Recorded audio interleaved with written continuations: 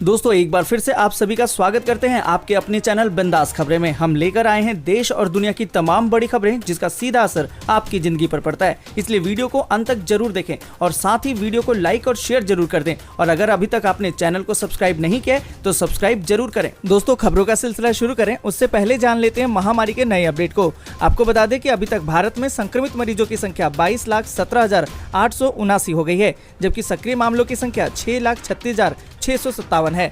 अच्छी बात यह है कि 15,36,259 मरीज ठीक होकर घर जा चुके हैं, परंतु दुख की बात यह है कि 44,499 मरीजों ने दम तोड़ दिया है। दोस्तों इसी के साथ आपको बता दें कि महाराष्ट्र जो अभी भी सबसे ज्यादा प्रभावित राज्यों में बना हुआ है, वहां पर 5,15,332 मामले हो गए हैं, जबकि तमिलनाडु में 2,96,901 मामले हैं, जबकि आंध्र प्रदेश में 2,27,860 मामले और कर्नाटक में 1,78,087 मामले, जबकि दिल्ली में 1,45,427 और उत्तर प्रदेश में 1,22,609 मामले हो गए हैं।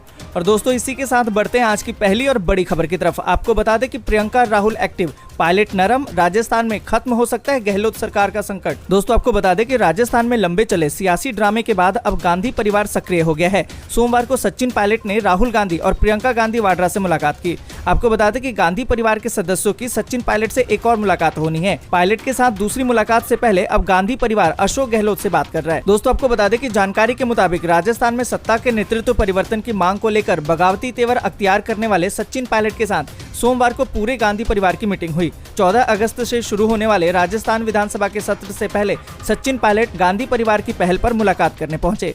सचिन पायलट ने इस मुलाकात के दौरान राहुल गांधी के सामने अपनी समस्याएं और शर्तें रखी। दोस्तों देश और दुनिया की तमाम बड़ी खबरें और इस वीडियो को बनाने में हमारी बहुत मेहनत लगती है, इसलिए हमारी आपसे रिक्वेस्ट है कि इस वीडियो को लाइक और दोस्तों के साथ शेयर करना बिल्कुल भी ना भूलें। और इसी के साथ बढ़ते हैं अगली बड़ी खबर की तरफ। आपको बता दें कि गुजरात में दुगना किया गया मास्क न पहनने पर जुर्माना, अब चुकाने होंगे 1,000 रुपए। दोस्तों आपको बता दें कि महामारी के कारण पैदा हुए हालातों को देखते हुए गुजरात में राज्य सरकार ने मास्क न पहनने पर जुर्माने की राशि को बढ़ाकर दुगना कर दिया है। आपको बता दें कि मुख्यमंत्री विजय रूपाणी ने घोषणा किया है कि गुजरात में मास्क न पहनने पर अब 1,000 रुपए का जुर्माना देना होगा। आपको बता दें कि पहले ये जुर्माना 500 रुपए था, जिसे अब बढ़ाकर 1,000 रुपए कर दिया गया है। गौरतलब है कि रविवार को गुजरात में महामारी के 1,078 नए मामले सामने आने से राज्य में संक्रमितों की कुल संख्या बढ़कर 71,064 हो गई है।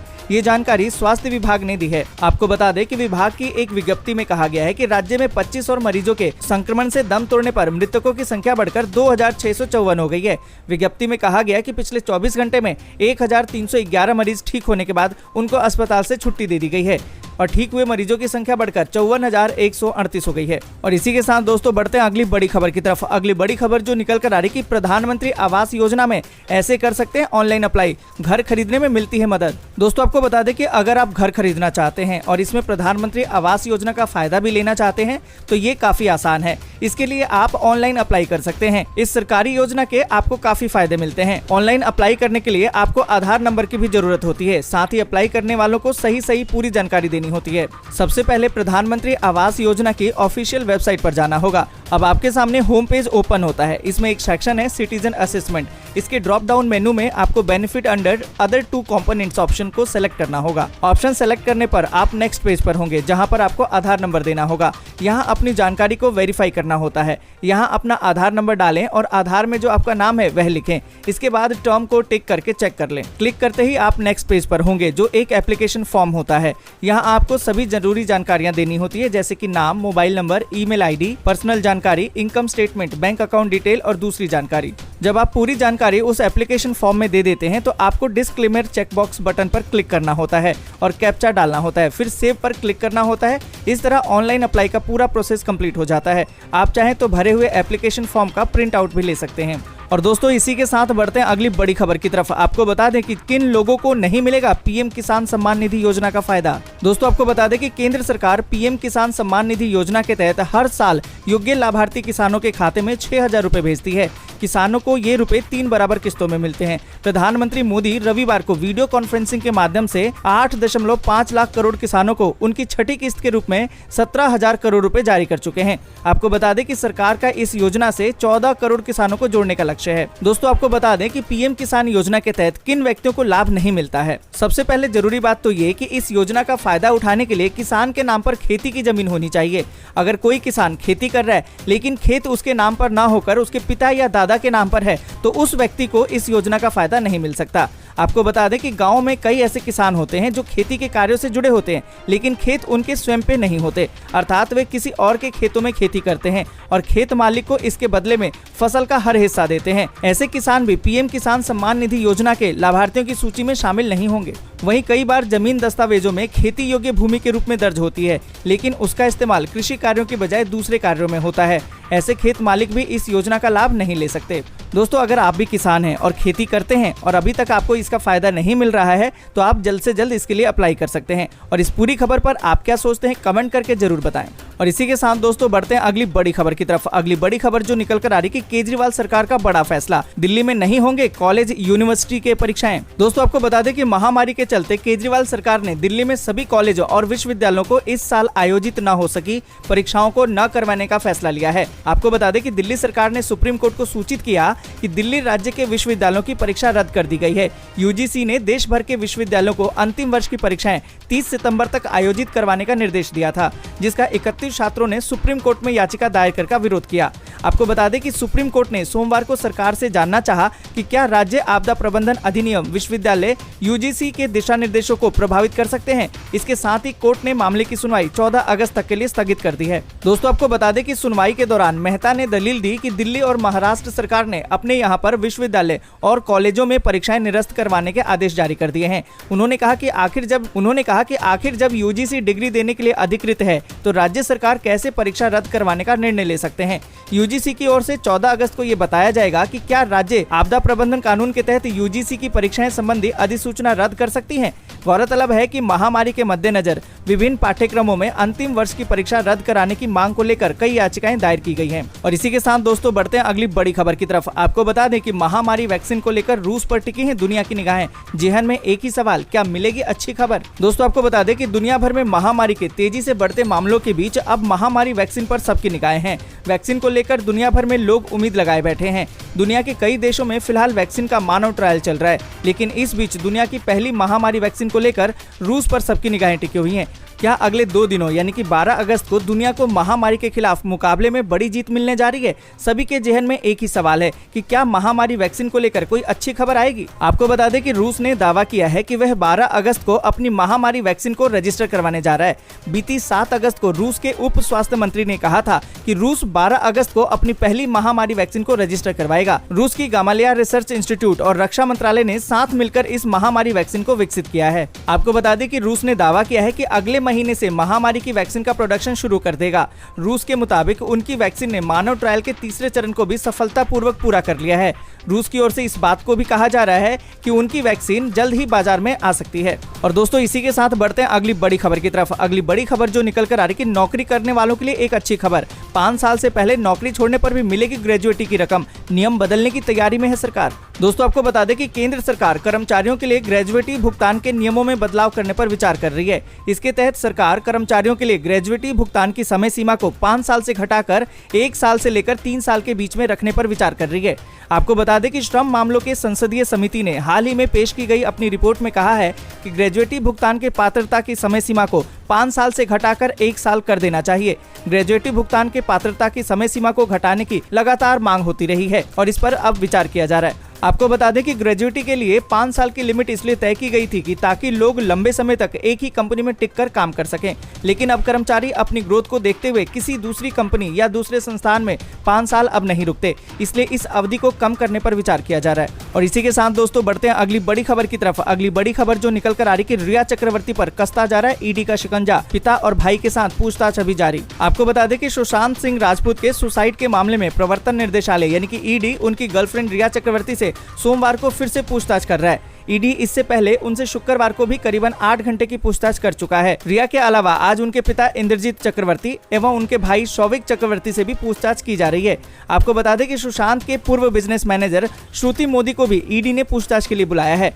सुशांत सिंह राजपूत के सुसाइड मामले में रिया चक्रवर्ती और उनके परिवार के खिलाफ सीबीआई जांच भी चल रही है। इस सिलसिले में उनके खिलाफ ईडी ने भी मनी लॉन्ड्रिंग का मुकदमा दर्ज कर लिया है। आपको बता दें कि रिया चक्रवर्ती अपने पिता और भाई के साथ ईडी के मुंबई दफ्तर पहुंची हैं। उनसे पूछताछ अभी जारी है। रिया और सुशांत की बिजनेस मैनेजर श्रुति मोदी को भी ईडी ने पूछताछ के लिए बुलाया है। वे भी ईडी कार्यालय में ही हैं। और दोस्तों, इसी के साथ बढ़ते हैं अगली बड़ी खबर की तरफ और आपको बता दें कि LIC बंद हो चुकी पॉलिसी को फिर से शुरू कराने का दे रहे मौका। 9 अक्टूबर तक करा सकते हैं रिवाइव। दोस्तों, आपको बता दें कि अगर आपकी LIC की पॉलिसी किसी कारण से लैप्स हो गई है और आप इसे फिर से शुरू करना चाहते हैं तो आप करवा सकते हैं। भारतीय जीवन बीमा निगम यानी कि LIC इसे रिवाइव करने के लिए शानदार मौका दे रहा है। आपको बता दें कि पॉलिसी होल्डर को 9 अक्टूबर तक लैप्स हो चुकी पॉलिसी रिवाइव कराने का मौका मिल रहा है। आपको बता दें कि LIC ने कहा है कि इसके तहत उनकी पॉलिसी को रिवाइव करने का मौका मिलेगा जो प्रीमियम भरने की तारीख से 5 साल के अंदर की होगी।